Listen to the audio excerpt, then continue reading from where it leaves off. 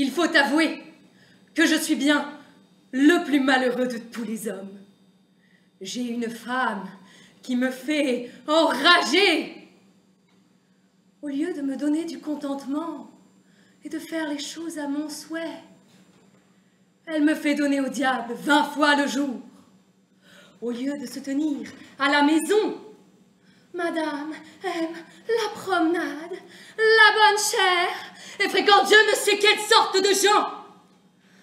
Ah, mon pauvre barbouillé, que tu es misérable, mais il faut pourtant la punir. Si tu la tuais, l'invention ne vaut rien car tu serais pendu. Si je la faisais mettre en prison, la carogne en sortirait avec son passe-partout. Mais que diable faire donc? Mais voici monsieur le médecin qui passe par ici. Je m'en vais lui demander un bon conseil sur ce que je dois faire.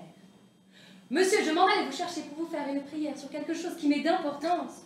Tu dois être bien lourdeau, bien mal appris, pour m'aborder ainsi sans ôter ton chapeau, sans observer rationem loci, tempori et personae. Et quoi, débuter d'abord par un discours mal digéré au lieu de salvus, vel salvus sis doctor, doctorum eruditissime. Mais encore, pour qui me prends-tu? Ma foi, c'est que j'avais l'esprit en écharpe et que je ne songeais pas à ce que je faisais. Mais je sais bien que vous êtes galant homme. Sais-tu bien d'où vient le mot de galant homme? Qu'il vienne de Villejuif ou bien d'Aubervilliers, je m'en soucie guère. Sache que le mot de galant homme vient d'élégant. Prenons le G, et là, de la dernière syllabe, cela fait ga. Puis ajoutant L, A, et les deux dernières lettres, cela fait galant. Puis ajoutant homme, cela fait galant homme. Mais encore, pour qui me prends-tu? Je vous prends pour un docteur. Or ça, parlons un peu de l'affaire que je vous veux. Sache auparavant que je ne suis pas seulement une fois docteur, mais que je suis 1, 2, 3, 4, 5, 6, 7, 8, 9 et 10 fois docteur. Premièrement, parce que, comme l'unité est la base, le fondement est le premier de tous les nombres, aussi moi, je suis le premier de tous les docteurs, le docte des doctes. Deuxièmement, parce qu'il y a deux facultés nécessaires à la parfaite connaissance de toute chose, le sens et l'entendement.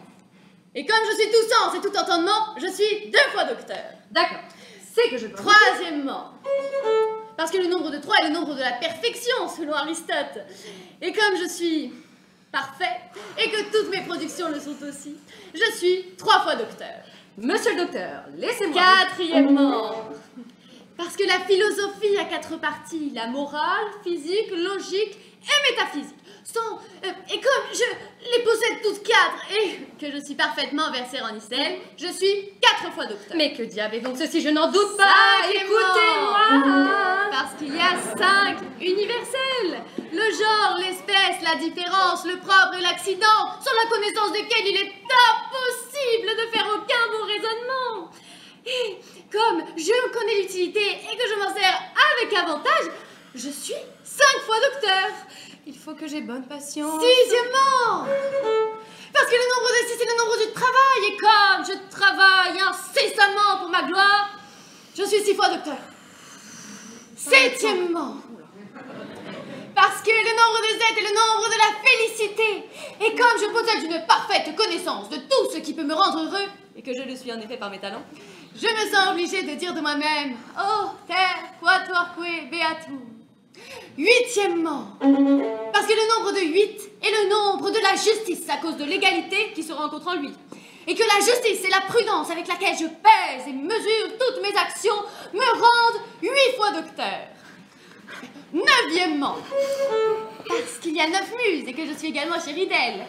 Et 10e, parce que comme on ne peut passer le nombre de 10 sans faire une répétition de tous les autres nombres, et qu'il est nombre universel, aussi quand on a trouvé le docteur universel. Je contiens en moi tous les autres docteurs. Ainsi, tu vois par des raisons vraies, plausibles, démonstratives et convaincantes que je suis 1, 2, 3, 4, 5, 6, 7, 8, 9 et 10 fois docteur. Mais que diable est donc ceci? Je croyais trouver un homme bien savant qui me donnerait un bon conseil sur ce que je dois faire. Et je trouve un vieux ramoneur de cheminée qui, au lieu de me parler, s'amuse à jouer à l'amour. 1, 2, 3, 4! Mais non, ce n'est pas ça. C'est que je vous prie de m'écouter. Et sachez que je ne suis pas un homme à vous faire perdre vos peines, car si vous me satisfaisiez sur ce que je veux de vous, je vous donnerai ce que vous voudrez, de l'argent, si vous en voulez. Et de l'argent? Oui, de l'argent. Et toute autre chose que vous pourriez me demander.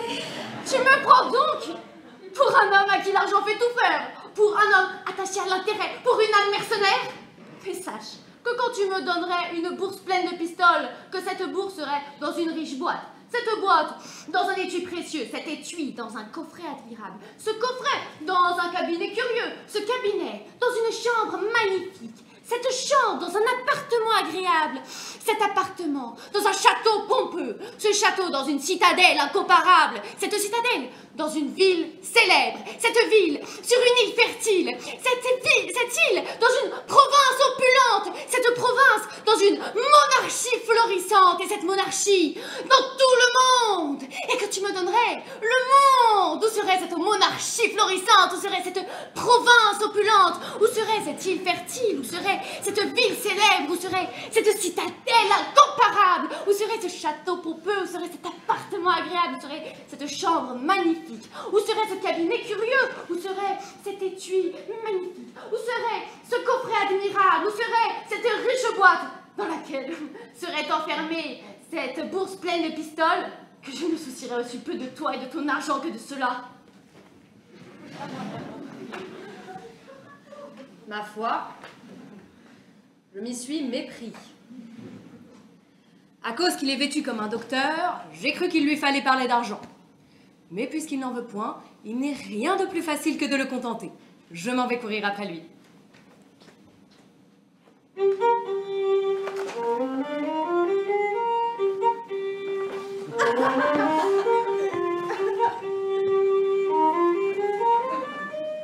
Monsieur, je vous assure que vous m'obligez beaucoup de me tenir quelquefois compagnie.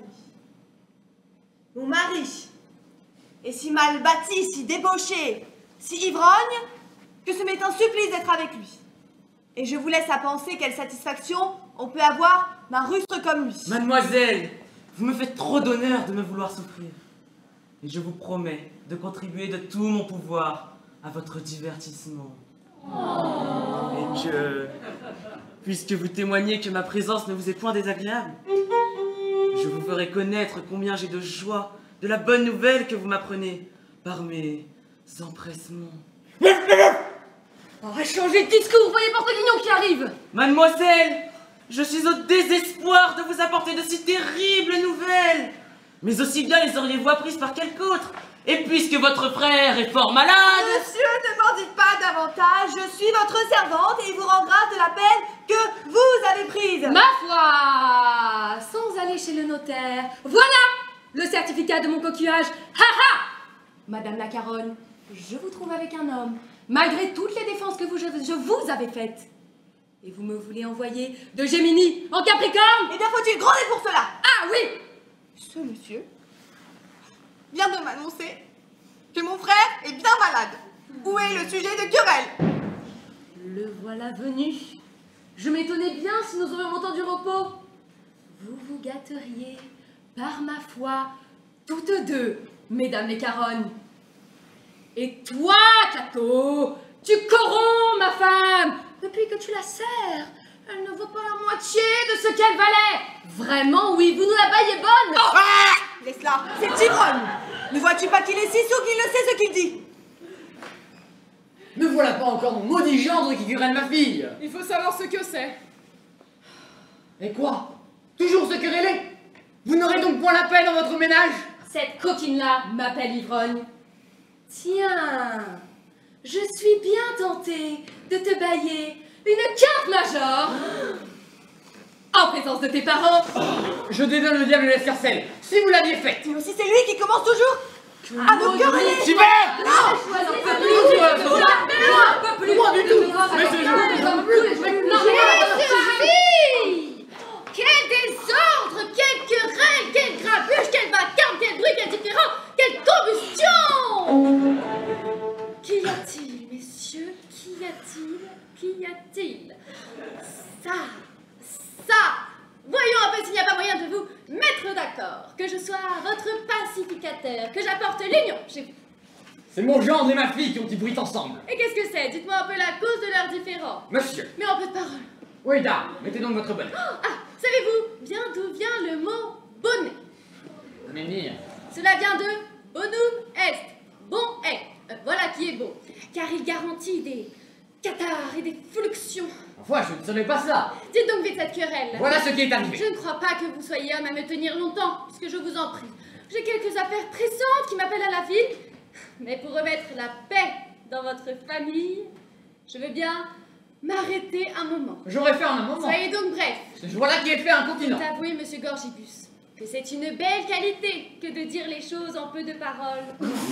Et que les grands parleurs, au lieu de se faire écouter, se rendent le plus souvent si importants qu'on ne les entend point. Virtute prima messe putaco pesciri linguam. Ah oui, la plus belle qualité d'un honnête homme, c'est de parler peu. Vous saurez donc. Socrate recommandait 3 choses fort soigneusement à ses disciples. La retenue dans les actions, la sobriété dans le manger, et de dire les choses en peu de paroles. C'est ce que je veux faire. Commencez donc, monsieur Gorgibus. Mais... En peu de mots, sans façon, sans vous amuser à beaucoup de discours. Rangez-moi dans ma pauvreté. Vite, vite, monsieur Gorgibus. Dépêchons, évitez la prolixité. Laissez-moi donc parler. Monsieur Gorgibus, touchez-la. Vous parlez trop. Il faut que quelqu'un autre me dise la cause de cette querelle. Monsieur le docteur, vous saurez... Ah, vous êtes un ignorant, un adopte, un ignare de toutes les bonnes disciplines. Un âne au bon français. Quoi? Débutez d'abord la narration sans avoir fait un mot d'exorde. Il faut que quelqu'un autre me conte les désordres. Tenez, mademoiselle, donnez-moi un peu le détail de ce vacarme. Voyez-vous bien là, mon gros coquin, mon sac à vin de marée? Doucement, s'il vous plaît. Parlez avec respect de votre mari devant la moustache d'un docteur comme moi. Ah oui, vraiment oui, docteur? Je me moque bien de vous et de votre doctrine, et je suis un docteur quand je veux. Ah mais je pense bien que tu es un docteur, et je pense que tu es un plaisant docteur. Tu as la mine de suivre fort ton caprice.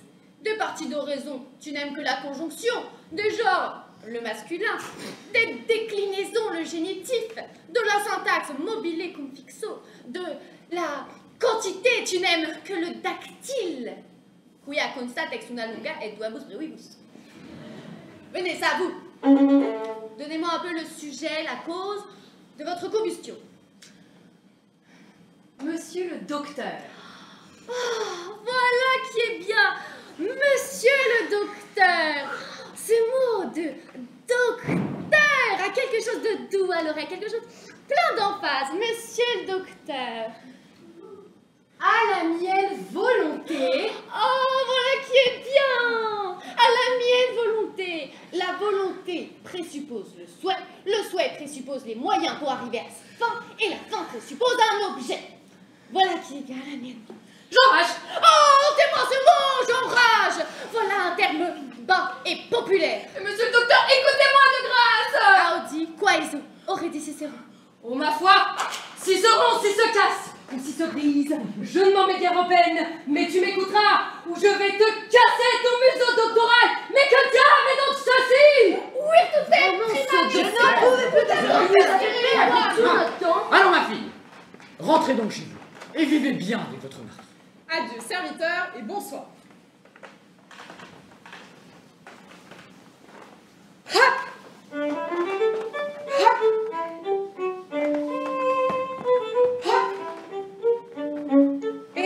Monsieur!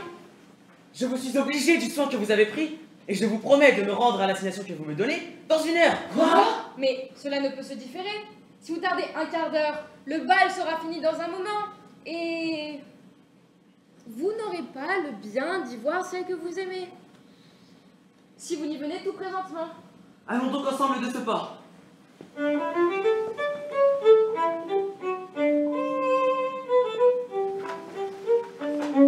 Cependant que mon mari n'y est pas, je m'en vais faire un tour à un bal que donne l'une de mes voisines. Je serais revenue auparavant lui car il est quelque part au cabaret. Il ne s'apercevra même pas que je suis sortie. Ce maroufle me laisse toute seule à la maison comme si j'étais son chien. Ah, je savais bien que j'aurais raison de ce diable de docteur et de toute sa fichue doctrine. Au diable, l'ignorant! J'ai bien renvoyé toute la science par terre. Mais il faut que j'aille voir si notre bonne ménagère m'aura fait à souper. Et... Hey!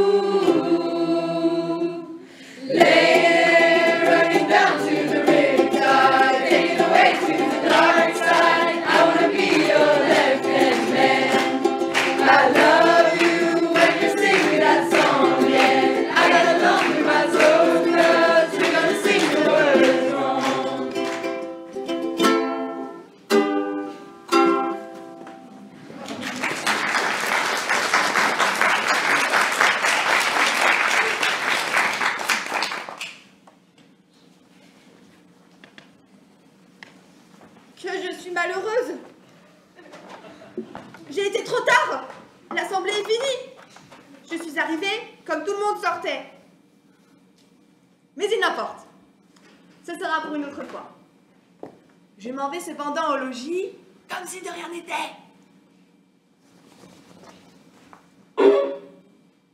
Mais la porte est fermée. Cato!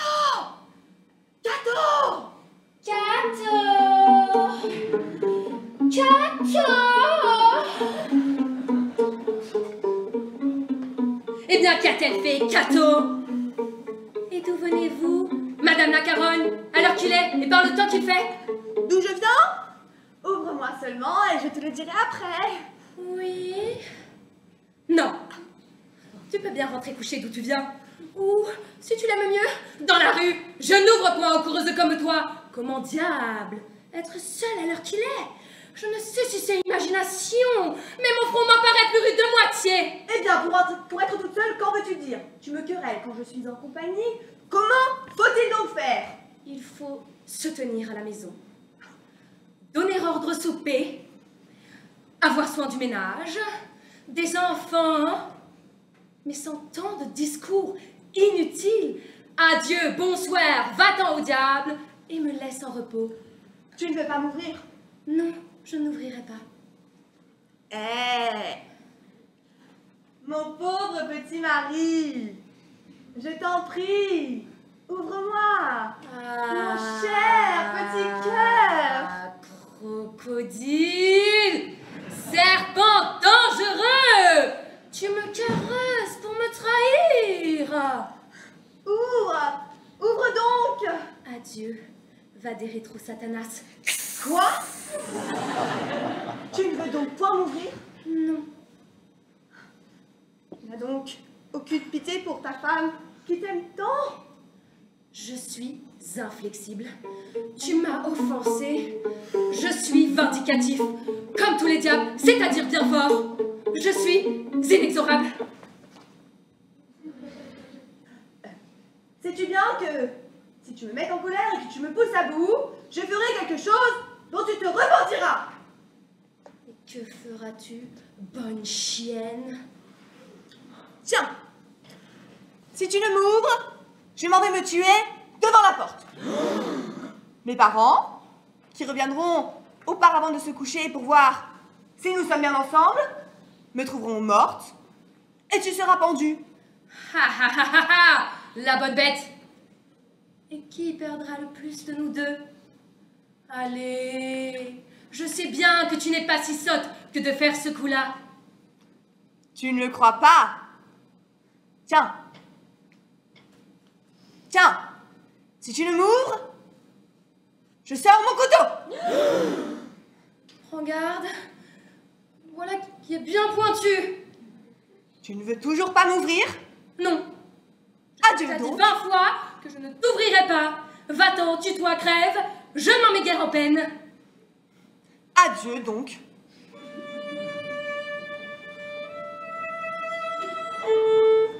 Ah! Ah! Je suis morte! Ne serait-elle pas si sotte que d'avoir fait ce coup-là? Il faut que je descende avec la lanterne pour aller voir. Il faut que je t'attrape. Si je te rentre subtilement dans la maison, cependant que tu me chercheras, chacun aura bien son tour. Eh bien, ne savais-je pas bien qu'elle n'était pas si sotte?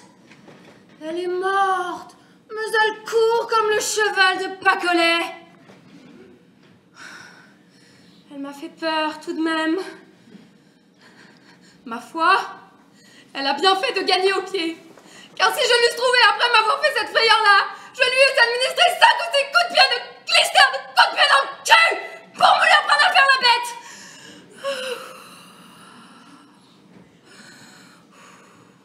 Mais il faut que j'aille me coucher cependant. Oh oh! Je crois que le vent a fermé la porte. Hé! Cato! Cato, ouvre-moi! Cato! Cato! Eh bien, qu'est-ce qu'elle fait, Cato? Et d'où venez-vous, monsieur l'ivrogne? Ah, va, vraiment! Mes parents, qui viendront dans un moment, seront tes vérités! Sacabin infâme, tu ne bouges du cabaret et tu laisses une pauvre petite femme avec des petits enfants, sans savoir s'ils ont besoin de quelque chose, à croquer le marmot tout au long du jour. Ouvre vite, diable, est-ce que tu es, ou je te casserai la tête! Eh bien, toujours de la querelle, de la dispute, de la dissension. Et quoi? Vous ne serez jamais d'accord? Voyez-le aussi, il est saoul et revient à cette heure-ci. Faire un vacarme horrible, il me menace. Nous aussi, ce n'est pas là l'heure de revenir. Mais ne devriez-vous pas, comme un bon père de famille, vous retirer de bonne heure et bien vivre avec votre femme? Je me dédonne au diable si je suis sortie de la maison. Et demandez plutôt à ces messieurs qui sont dans le parterre là-bas. C'est elle qui ne fait que de revenir. Ah, mais que l'innocence est opprimée! Ça, allons, accordez-vous! Demandez-lui pardon. Moi? Pardon? Mais j'ai préféré que le diable l'eût emporté.